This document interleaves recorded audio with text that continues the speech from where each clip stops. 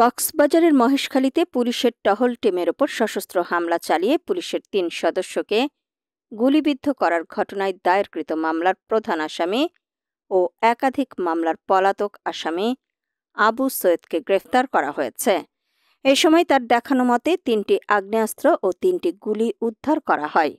এ বিষয়ে বিস্তারিত জানাতে ১৬ সেপ্টেম্বর দুপুরে কক্সবাজার জেলা পুলিশ সুপার কার্যালয়ে এক সংবাদ সম্মেলনের আয়োজন করা হয়। এ সময় পুলিশ সুপার মোহাম্মদ সাইফ উদ্দিন শাহিন জানান, গোপন সংবাদের ভিত্তিতে রাত ১টার দিকে বান্দরবান জেলার লামা উপজেলা থেকে তাকে গ্রেফতার করে মহেশখালী থানা পুলিশ। গত ১১ সেপ্টেম্বর রাত ১২:৩০টার দিকে মহেশখালীর কালারমাঠছড়া ইউনিয়নের আফজলিয়াপাড়া এলাকায় টহলরত পুলিশকে লক্ষ্য করে গুলি চালায় আবু সৈয়দের নেতৃত্বাধীন সশস্ত্র একটি দল। এতে এএসআই সেলিম মিয়া, কনস্টেবল সোহেল রানা ও কনস্টেবল মাসুদ হোসেন গুরুতর আহত হন।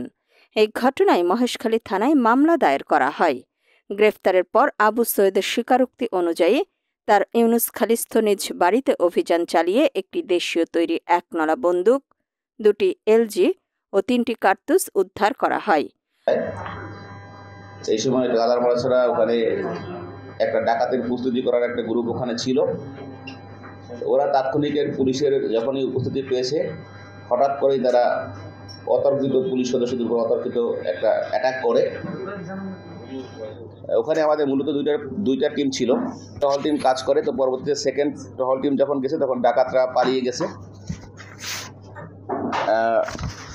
এই যে ১১ তারিখের যে ঘটনাটা ঘটেছে, তখন তাৎক্ষণিকভাবে আমাদের ৩ জন পুলিশ সদস্য এরা খুব সিভিয়ারলি ইনজিউর্ড। পুলিশ সূত্রে জানা যায়, আবু সৈয়দের বিরুদ্ধে মহেশখালী থানায় ডাকাতি ও পুলিশের ওপর হামলা সহ একাধিক মামলা রয়েছে।